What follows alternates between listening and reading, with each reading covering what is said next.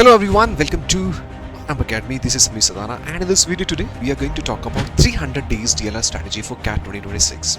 Students who are just starting with their CAT exam preparation must know the different stages of your exam preparation. किस stage के अंदर आपको क्या achieve करना है, क्या आपके लर्निंग्स पर्सपेक्टिव होने चाहिए, क्या आपका टाइमलाइन होना चाहिए, कितने नंबर ऑफ सेट्स आपको डिफरेंट स्टेजेस में टारगेट करने चाहिए. You must know before you start with exam preparation guys, right. तो हम ये सारी स्टेजेस के बारे में बात करने जा रहे हैं इस वीडियो के अंदर, और लर्निंग पर्सपेक्टिव और टाइमलाइन के बारे में भी हम बात करेंगे. Please keep this in mind कि डीएलआर एग्जाम डीएलआर सेक्शन जो है कैट का बच्चों, it's not about just completing syllabus, it's about covering a large number of sets, a varieties of set. It's about developing the stamina and skill sets to deal with unfamiliar sets, to deal with unfamiliar structures, and to solve questions within time limits, and also about set selection strategy. So there are a lot of skill sets that you need to develop. It's not about just completing the syllabus. Limiting yourself to specific 20-30 topics is what destroy this particular section. आपको इसके beyond जाना पड़ेगा. हम previous video में इन सब चीज़ों के बारे में बात कर चुके हैं, तो please refer those videos. I'll put the link of those videos in the description part of the video. That will help you understand कि बियॉन्ड सिलेबस आपको कैसे एक सेक्शन का प्रिपरेशन करना है. बट इस वीडियो के अंदर हम बात करेंगे आपके स्टेज ऑफ एग्जाम प्रिपरेशन का, right. So let's talk about those 5 stages of your DLR section guys, right. पूरे डीएलआर सेक्शन को नेक्स्ट 300 डेज में आपको 5 डिफरेंट स्टेजेस में डिवाइड करना है. ये 5 स्टेजेस क्या हैं बच्चों, राइट. सो और ये इसी फ्लो में ही आपका प्रिपरेशन होना चाहिए. जैसे कि पहला स्टेज जो है आपका, right, as you can see there mention here, first stage is to develop the foundation बच्चों, राइट. तो पहली स्टेज के अंदर आपको फाउंडेशन डेवलप करना है अपना, राइट. सो और इस फ्लो के अंदर do not disturb the flow of this stages बच्चों, राइट. फाउंडेशन क्यों डेवलप करना है? First stage of your exam preparation, right, जिसमें आपको पहले फाउंडेशन पे काम करना पड़ेगा. फाउंडेशन में क्या करना है बच्चों? You need to understand the basic nature of DILR, right. Foundation में आप सारे टॉपिक्स को पढ़ो, बट उसका level of difficulty in check रखो. एक सर्टेन लेवल ऑफ डिफिकल्टी से बाहर नहीं जाना है, राइट. बट पहले सारे टॉपिक्स को स्टडी करना है, जिससे आपको understand you will understand the basic nature क्या है डीएलआर के सेट को सॉल्व करने का, बेसिक अप्रोच क्या है किसी भी पर्टिकुलर टॉपिक के सेट को सॉल्व करने के लिए. You will be able to develop your basic reading habits कि डीएलआर सेट्स को में रीडिंग का क्या इंपॉर्टेंस है. आपकी इंटरप्रिटेशन में जब आप किसी स्टेटमेंट को रीड करते हो तो आपका इंटरप्रिटेशन गलत होने की वजह से बहुत सारे सेट सॉल्व नहीं होते. तो आपको पहले तो उन बेसिक सेट्स को पढ़ के, बेसिक सेट्स को स्टडी करके एक बेसिक इंटरप्रिटेशन स्किल्स आपको डेवलप करनी है. कि the more important thing DLR is to rightly interpret a statement, because the moment you misinterpret a data or misinterpret a statement, meaning the complete DLR set will be unsolvable, right. आप set को solve ही नहीं कर पाओगे. तो reading, interpretation और एक structure कैसे बनाना है बेसिक इंफॉर्मेशन का, वो सारी बेसिक चीजें चैप्टर वाइज आप सीखो. कि शेड्यूलिंग के अंदर टाइमलाइन का क्या इंपॉर्टेंस है, डेटा अरेंजमेंट में मैट्रिक्स क्यों इंपॉर्टेंट है, क्वांटिटेटिव रीजनिंग में बेसिक नंबर सिस्टम के स्किल सेट्स का क्या इंपॉर्टेंस है. ये सारी चीजें, ये सारे कॉन्सेप्ट्स आप बेसिक लेवल पे फाउंडेशन में पढ़ो, सभी टॉपिक्स पे. और इस पर्टिकुलर स्टेज में your focus should be on clarity, not on speed. बहुत सारे बच्चे फाउंडेशन के टाइम पे ही, राइट, हमसे क्लासेस में क्वेश्चन पूछते हैं कि सर मेरा स्पीड डेवलप नहीं हो रहा है. जब आप चलना सीख रहे हो तो आप दौड़ नहीं सकते हो, राइट. पहले आपको चलना पड़ेगा, फिर आप दौड़ने के लिए प्रैक्टिस कर सकते हो. तो इसलिए आपका इस स्टेज में सिर्फ कॉन्सेप्ट क्लैरिटी पे फोकस होना चाहिए, स्पीड पे नहीं होना चाहिए. Try solving as many set possible on foundation level within a particular time span, right, जिसमें आप सारे टॉपिक्स के बेसिक्स कवर कर ले, और स्पीड का स्टेज हम बाद में लेके आएंगे. बिकॉज जब आप कॉन्सेप्ट्स पे काम कर रहे हो तो आप स्पीड पे काम नहीं कर सकते उस टाइम पे. और अगर आपके कॉन्सेप्ट्स उतने स्ट्रांग नहीं है, आप किसी स्टेटमेंट के मीनिंग को फास्ट इंटरप्रेट नहीं कर रहे हो, तो आप स्पीड पे उस क्वेश्चन को, उस सेट को स्पीडली कैसे सोल्व करोगे, है ना. पहले तो आपको सारे टॉपिक्स के बेसिक्स के कॉन्सेप्चुअल क्लैरिटी चाहिए, उसके बाद ही आप स्पीड पे आओगे ना, राइट. सो फाउंडेशन के अंदर you have to make sure कि आपका फोकस क्लैरिटी पे होना चाहिए, कॉन्सेप्चुअल क्लैरिटी पे होना चाहिए, स्पीड पे नहीं होना चाहिए. And that is your first stage, which is a foundation. Once your foundation part is cover, then the next stage come, which is your in depth chapter wise preparation. This has to be the second stage. Timeline की बात करें तो foundation आपका बच्चों within 60 days बच्चों complete हो जाना चाहिए. You should not be spending more than 60 days. That means 2 months should be sufficient for for completing the foundation of logical reasoning as well as data interpretation, और ये आपका 60 days, that means within 2 months आपका complete होना चाहिए. Then comes the next stage, which is your in-depth chapter-wise preparation. Now that you have done the foundation of all the topics, the second stage becomes more important and more easy for you to take care of. Why? Because जब आपने सारे topics के basics already पढ़ रही हैं, तो अब अगर आपका एक level of difficulty थोड़ा सा बढ़ेगा ना, जब आप बेसिक मॉडरेट से डिफिकल्ट की स्टेज में जाओगे, तो आपको बहुत ज्यादा चैलेंजेस फेस नहीं करने पड़ेंगे. दिस इज द स्टेज जहां पे आपको कॉन्सेप्चुअल डेप्थ पे काम करना है, right, when you will be solving set जिसके अंदर मल्टीपल कॉन्सेप्ट्स एक साथ आते हैं, राइट, जिसमें आप एक्चुअल में कैट लेवल के सेट सोल्व करोगे जो मॉडरेट से डिफिकल्ट लेवल के होने चाहिए, राइट. यहां पे आपको पूरा डीआईएलआर का सिलेबस करना है टॉपिक वाइज. कुछ बच्चे क्वेश्चंस करेंगे सर डीएलआर का सिलेबस तो करना है, बट वो सिलेबस क्या है, उसके लिए मैंने ऑलरेडी एक वीडियो बनाया हुआ है जिसमें मैंने सारे स्पेसिफिक टॉपिक्स मेंशन किए हैं कि लॉजिकल रीजनिंग में ये स्पेसिफिक टॉपिक्स हैं जिसके अराउंड आपको अपने एग्जाम प्रिपरेशन को रखना है, और डेटा इंटरप्रिटेशन के ये टॉपिक्स हैं. क्या वो डिफाइंड टॉपिक्स हैं कैट के? नहीं, ये कैट के प्रीवियस ईयर पेपर के बेसिस पे कुछ कैटेगरीज ऑफ कॉन्सेप्ट्स हैं जिनको करने से आपके डीएलआर के प्रीवियस ईयर पेपर के most of the set cover होते हैं, और right, and this covers 100% of the DLR syllabus. CAT ने खुद ने अपना कोई स्पेसिफिक टॉपिक डिफाइन नहीं किया है, but if you take your exam preparation through all this topics जो मैंने उस वीडियो में मेंशन किए हैं, जैसे कि एलआर में डेटा अरेंजमेंट हो गया, राइट, टीम फॉर्मेशन, ग्रुपिंग हो गया, games and tournament, quantitative reasoning, routes and network, scheduling, ordering, ये सारे टॉपिक्स, बाइनरी लॉजिक्स, ये सारे टॉपिक्स आपको वो सारे कॉन्सेप्ट से गो थ्रू करेंगे जो कैट के एग्जाम की प्रिपरेशन के लिए रिक्वायर्ड है. ऐसे ही डीआई में परसेंटेज के concepts, ratios, weighted average, average, data tables, line graph, bar graph, pie chart, spider webs, right, ये सारे टॉपिक्स मैंने डिटेल में एक वीडियो में एक्सप्लेन किया, आप उसको रेफर कर सकते हो. तो इस पर्टिकुलर स्टेज में पूरे डीएलआर के सिलेबस को टॉपिक वाइज आपको कवर करना है, और आपको ये मेक श्योर करना है कि जो भी टॉपिक आप यहां पे सिलेबस में कवर करो उसमें कम से कम आप 10 क्वालिटी सेट्स बच्चों सॉल्व करो. You need to solve 10 quality sets पर टॉपिक. ये मैं क्यों बोल रहा हूं, इसका रीजन है, फॉर एग्जाम्पल अगर मैं एक टॉपिक की बात करता हूं, लेट्स से शेड्यूलिंग. अब शेड्यूलिंग के कुछ स्टैंडर्ड रूल्स नहीं है जिसको आप फॉलो कर सकते हो जिससे आपका शेड्यूलिंग का कोई भी सेट सॉल्व हो सकता है. Depends on the situation. LR हर नए सेट में आपको एक नया सिचुएशन देता है, और उस नई सिचुएशन का आपको इंटरप्रिटेशन करना होता है, राइट. तो हर सेट का अप्रोच डिफरेंट हो जाता है, राइट. सो देयरफॉर जब आप 10 डिफरेंट टाइप ऑफ सेट्स को सोल्व करोगे, तो शेड्यूलिंग से रिलेटेड उन 10 डिफरेंट टाइप ऑफ सेट्स में शेड्यूलिंग से रिलेटेड 10 डिफरेंट पैटर्न्स आपको देखने को मिलेंगे. So once you cover 10 different patterns on a particular topic, you automatically develop those skill sets of dealing with any kind of sets that comes from the scheduling, क्योंकि आपको scheduling से related standard उन सारी statements का exposure हो जाता है जिसको आपको एक डिफरेंट वे में अप्रोच करना होता है. फॉर एग्जाम्पल अगर मुझे किसी सेट के अंदर राइट ये बताया कि different persons are coming for interviews on different times, और उनके टाइम गैप की अगर हम बात कर रहे हैं, राइट, तो आपको एक टाइमलाइन बनाना पड़ेगा. Now this approach of making timeline will develop only if you have solved sets like this. तो जब आप 10 different type of sets solve कर लोगे ना, almost काफी सारी varieties and patterns आपको देखने को मिल जाएंगे.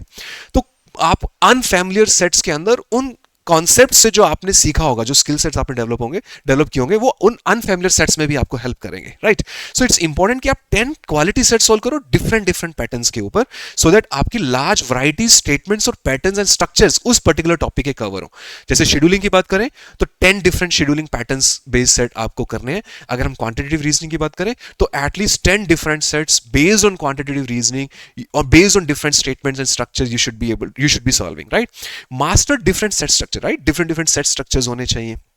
और इस स्टेज में आपने अपने कॉन्सेप्ट्स को और डेप्थ में लेके जाना है और कॉन्फिडेंस पे काम करना है, बिकॉज जब आप वैराइटीज ऑफ सेट को कवर करोगे, राइट, आपका कॉन्सेप्चुअल डेप्थ और आगे जाएगा और प्लस आपका कॉन्फिडेंस भी डेवलप होगा, right. So that's the next stage जिसको हम बोलते हैं इन डेप्थ चैप्टर वाइज प्रिपरेशन, और ये आपका स्टेज 2 होना चाहिए. ये सबसे ज्यादा मेन स्टेज है आपका, सबसे ज्यादा इंपॉर्टेंट है, और ये आपको कम से कम, right, you should be spending at least 3 months on this because इसमें आपको नंबर ऑफ सेट ज्यादा टारगेट करने हैं, ज्यादा डेप्थ में करने हैं, और ज्यादा हाई लेवल ऑफ डिफिकल्टी के सेट सॉल्व करने हैं, राइट. तो हमारे 60 डेज पहले फाउंडेशन पार्ट में आ रहे हैं, एंड देन 90 डेज हमारे सेकंड स्टेज में आ रहे हैं बच्चों, राइट.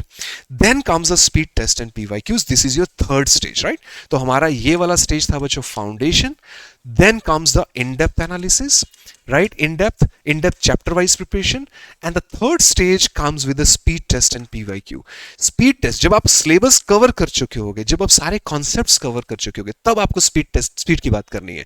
Stage 1 और Stage 2 में आप speed पे काम करोगे, नहीं चलेगा. जब आप चलने की practice कर रहे हो, दौड़ना नहीं दौड़ नहीं सकते हो आप, right? दौड़ना आपको बाद में है. ये आपकी थर्ड स्टेज है जिसमें स्पीड टेस्ट और PYQs आपको कवर करने हैं, और 1 month is sufficient to work on it guys, right? That means इस पर्टिकुलर स्टेज में आपको 30 डेज ही देने हैं जिसमें डेली बेसिस पे आप स्पीड टेस्ट सॉल्व करो, PYQs को टाइम लिमिट में सॉल्व करो, राइट? हर सेट को टाइमर लगा के सॉल्व करो, राइट? बहुत सारे टॉपिक टेस्ट दो, बिकॉज यहां पे आपको स्पीड्स और एक्यूरेसी पे काम करना है कि मेरे को स्पीड भी डेवलप करनी है और उस टाइम लिमिट के अंदर मुझे एक्यूरेसी को कैसे मेंटेन करना है, राइट? हर सेट को सॉल्व करने के लिए अगर मैंने 10 मिनट का टारगेट लिया, वो 10 मिनट में मेरे को रीडिंग कितने मिनट में कंप्लीट करना है, सोल्यूशन कितने पार्ट में कवर करना है, और उसका क्वेश्चंस कितने मिनट में करना है. तो 10 मिनट को फर्दर 3 पार्ट्स में डिवाइड करके हर सेट को टाइमर के साथ प्रैक्टिस करो. ब्रेन को हैबिट में लेके आओ कि टाइम प्रेशर के अंदर किस तरह से मुझे परफॉर्म करना है. Every set that you're solving in these 30 days has to be time based so that you can practice this, because ultimately exam के अंदर आपको 10-15 मिनट में ही एक सेट सॉल्व करना है. तो ये आपका नेक्स्ट स्टेज आएगा जब आपके सारे कॉन्सेप्ट्स कवर हो जाएंगे. Then comes the set selection strategy where you have to give a lot of sectional test बच्चों, right? So speed test and PYQs में स्पीड विद एक्यूरेसी पे काम करना है, decision making under pressure, right? कि अगर मुझे सपोज करो टाइम सिचुएशन के अंदर किसी स्टेटमेंट का मीनिंग समझ नहीं आ रहा, उसको ब्रेक डाउन कैसे करना है. प्रेशर सिचुएशन के अंदर आप जब कॉन्सेप्ट्स अप्लाई करने लगते हो ना, the scenario gets change, right? आपको इनिशियली आप कॉन्सेप्ट्स अप्लाई ही नहीं कर पाओगे टाइम लिमिट में, लेकिन जब आप प्रैक्टिस करोगे ऐसी बहुत सारी, देन ऑटोमेटिकली आपका हैबिट डेवलप हो जाएगा and you will be able to deal with it, right? Then comes the PYQs, right, which will help you understand कि कैट एग्जाम का लेवल ऑफ डिफिकल्टी क्या है, मेरे चैप्टर वाइज लर्निंग जो थी कैसे वो उन लर्निंग्स को मैं कैसे कैट के PYQs में अप्लाई कर पा रहा हूं या नहीं कर पा रहा हूं. That's what you have to do in these 30 days. And the next comes a next stage which is again a 1 month stage, right, which is a set selection strategy through sectional test. एक सबसे important skill set है कि मेरे को 5 के 5 set DLR में solve नहीं करना है. I have to solve 2 sets और 3 sets. That also depends on level of difficulty. 2024 का पैटर्न आएगा तो 3 सेट सॉल्व करने पे ही 99 आएगा. 2025 का पैटर्न की अगर हम बात करें तो 2 सेट में भी अच्छा परसेंटाइल, मतलब 98 99 आप क्रॉस करते हो. 10 क्वेश्चंस पे भी यू विल क्रॉस 99. सो किस पर्टिकुलर सेक्शनल टेस्ट के अंदर मुझे कितने नंबर ऑफ सेट्स टारगेट करने हैं depending on level of difficulty, you should be taking your preparation with this next 4th stage, which will give you a lot of sectional tests. कम से कम 25 sectional tests with 1 sectional test every day on different patterns. Different pattern means कुछ easy वाले sectional tests, कुछ difficult वाले, and your target should be to make sure कि आप 40 minute के अंदर depending on level of difficulty of the paper उस section की कट ऑफ को क्लियर कर रहे हो, right? That's what you need to develop in this stage. Build a 40-minute section stamina कि 40 मिनट में स्कोर मैक्सिमाइजेशन कैसे करना है, 100% कंसंट्रेशन 40 मिनट तक कैसे राइट लगाना है, किस सेट को पहले अटेम्प्ट करना है, किस सेट को बाद में अटेम्प्ट करना है, 40 मिनट को यूटिलाइज कैसे करना है. That is your next stage, right? जिसके अंदर सेक्शनल सेट आप जितने प्रैक्टिस करोगे, सेक्शनल टेस्ट जितने आप प्रैक्टिस करोगे, तभी आप ये सीख पाओगे. Decide when to leave a set. That's what you need to do. आपने बहुत सारा कुछ प्रैक्टिस कर लिया, बहुत सारे एडवांस क्वेश्चन सॉल्व कर लिए. Does that mean that any set that you came across in exam आपको सॉल्व करना ही है? ऐसा करोगे तो नहीं होगा पेपर क्लियर, बिकॉज हमें टाइम के साथ साथ 2 या 3 सेट को क्रैक करना है. There would be a lot of sets जिसके that will require 30 minutes or 40 minutes to solve. But in exam you cannot take a decision कि यार मेरे को सेट आता है बट ये 30-40 मिनट लगेगा तो मैं इसको अटेम्प्ट करूंगा. नहीं, you have to leave that set even if you know how to solve it, right? Which set to leave, which set to attempt, which set to attempt first, which set to attempt last. These are the selection strategies, section stamina strategy that you need to develop. And this comes the 4th stage once your 3 stages are clear, and you need 1 month 25 sectional test minimum to get through with the sectional test, guys, right? जिसके अंदर आपको अपनी efficiency पे काम करना है, अपनी strength और weaknesses पे play करना है, right? और between set अपनी efficiency को कैसे switch करना है. अगर किसी set में let's say you get stuck, तो what should be the time limit that you should fix कि यार इतने मिनट में अगर मेरे को ये points crack नहीं हो रहा है, that switch to the next part. And you need to develop a stamina that if I'm wasted 10 minutes, that should not impact your attempt to the next set. इसके लिए practice करना पड़ेगा, right? तो हम next 4th stage के अंदर set selection strategy और sectional test पे काम करेंगे, right? Then comes the final, the fifth stage, which is your 200 plus advance level challenging sets. ये सेट के अंदर आपको टाइम पे प्रैक्टिस फिर से नहीं करनी है। ये सेट आपका ये टाइम आपका रिवीजन का होना चाहिए, 50 डेज का, लास्ट के 60 डेज, राइट? तो 2 मंथ फाउंडेशन, 3 मंथ आपका हुआ, 60 डेज फाउंडेशन हो गया, 90 डेज आपका सेकंड स्टेज हो गया जिसमें आपको इन डेप्थ एग्जाम प्रिपरेशन करना है, चैप्टर वाइज प्रिपरेशन करना है। 30 डेज का आपका टॉपिक टेस्ट, स्पीड टेस्ट हो गया, 30 डेज आपका सेक्शन टेस्ट पे दिया, फाइनली के 60 डेज आपको 200 चैलेंजिंग सेट्स पे देने हैं। यहां पे आप स्पीड को अवॉइड कर सकते हो बिकॉज आप इंटेंशनली चैलेंजिंग सेट सॉल्व कर रहे हो। यहाँ पे आप टाइम करोगे अगर हर सेट को तो नहीं पॉसिबल हो पाएगा। You not be able to time every set because challenging level के हैं। यहाँ पे पर्पस आपका रिवीजन का है और आपको कॉम्प्लेक्स सेट्स के अंदर कितना ज्यादा आपका स्टेमिना है कि कॉम्प्लेक्स सेट्स को कितने लंबे टाइम तक अगर वो सेट बहुत ज्यादा टाइम ले रहा है, बहुत सारी इक्वेशंस बन रही हैं, बहुत सारे केसेस बन रहे हैं, but still your mind is able to deal with those so many cases, right? Even the set is taking 40-50 minute to solve, but then you are involve in that complex process of solving a set that builds stamina। वो आपकी mental strength को develop करेगा when it comes to the DLR section. Mental resilience develop करनी है आपको, right? Multi layered logic set solve करना है जिसमें एक सेट के अंदर मल्टीपल कॉन्सेप्ट्स हो। टाइम की हम यहाँ पे टेंशन नहीं लेंगे, बट हमें सारे डिफरेंट टाइप के कॉन्सेप्ट्स रिवाइज करने हैं। एक सेट के अंदर 4-4, 5-5 टाइप के कॉन्सेप्ट्स होने चाहिए, जैसे रूट्स एंड नेटवर्क में शेड्यूलिंग, डेटा अरेंजमेंट, सब अगर ऐड हो जाए तो सेट बहुत डिफिकल्ट बन जाता है। तो उस लेवल ऑफ डिफिकल्टी के 200 प्लस सेट आपको करने हैं, राइट बच्चों? Combination of 2 to 3 concepts in one set होना चाहिए। मेंटल रेजिलियंस डेवलप करना है। यहाँ पे स्पीड पे काम नहीं करना है, स्पीड आपको मॉडरेट लेवल ऑफ डिफिकल्टी तक ही इन चेक रखना है बच्चों, right? So these are the 5 stages, right? तो first come the foundation, in-depth wise preparation, speed test and PYQs, then comes your first set selection strategy through sectional test, and then final stage is your 200 plus advanced level sets, everybody, right? So that's how you should take your exam preparation and define your next 300 days। consistency से ही DLR सीखा जा सकता है। syllabus completion सिर्फ आपकी fees को justify करता है जो आप अपने institutions को पे करते हो, that is a cheating, right? वो आपका एग्जाम प्रिपरेशन नहीं है। हर टॉपिक पे 3-3 सेट सॉल्व कर देना और 30-40 सेशंस के अंदर DLR सेक्शन को कंप्लीट कर देना, ये आपके DLR सेक्शन को कंप्लीट नहीं करता है। And finally, now that we are going to celebrate the 77th Republic Day, right? Wish you all a very, very happy Republic Day from Arambh Academy. And on this beautiful day, we have come up with offer, right? On for the students, right? जिन्होंने अपना self preparation करना है। वैसे तो हमने from the day we have 1950 के अंदर हमारा India adopted the constitution और हमें अभी 77 years हो गया। This is the 77th year we'll be celebrating the Republic Day। बहुत सारे एरियाज के अंदर इंडिया ने अचीव किया, भारत देश ने बहुत कुछ अचीव किया, बट अभी भी हमें बहुत सारे एरियाज के अंदर बहुत सारी चीज़ें, बहुत सारे माइलस्टोन्स जो अचीव करने हैं। And finally on this Republic Day, right, in the education field whatever Aarambh academy can contribute, we are coming up with a foundation batch specially for those student जो हाई फीस को afford नहीं कर पाते, right? या जो self study के अंदर अपना प्रिपरेशन करना चाहते, सेल्फ स्टडी से अपना प्रिपरेशन करना चाहते हैं, फ्री रिसोर्सेज से अपने एग्जाम की प्रिपरेशन करना चाहते हैं, उन बच्चों की हेल्प के लिए 26 रुपीज़ में हमने एक फाउंडेशन कोर्स लेके आया। This is our contribution in the field of education, right? कि हम उन सब बच्चों का एक स्ट्रॉन्ग फाउंडेशन डेवलप करेंगे सिर्फ 26 रुपीज़ में, सो दैट फ्री रिसोर्सेज से जो भी वो अपना एग्जाम प्रिपरेशन करना चाहते हैं, फ्री मटेरियल से जो प्रिपरेशन करते हैं, उनको स्टडी करने के लिए जो उनको बेसिक लेवल के कॉन्सेप्ट्स और फाउंडेशन चाहिए वो उनके अच्छे से डेवलप हो जाए। तो हम 26 रुपीज़ में आपका पूरा तीनों सेक्शंस का फाउंडेशन लेवल क्लियर करेंगे। और this particular course is available on आरंभ अकेडमी वेबसाइट, और आप फ्रीडम 26 का कोड यूज करके इस कोर्स में सिर्फ 26 रुपीज़ में एनरोल कर सकते हो बच्चों, right? So wish you all a very very happy Republic Day from Aarambh academy.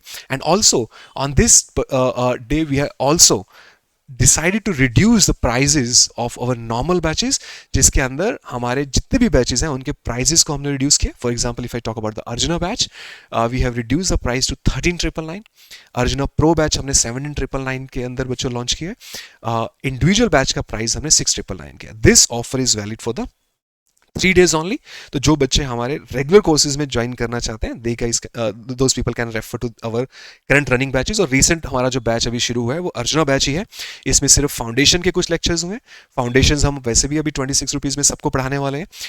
So you guys can continue your CAT exam preparation with this particular batch, and for any queries you guys can call at this particular number. Wish you all a very very happy Republic Day. Thank you so much.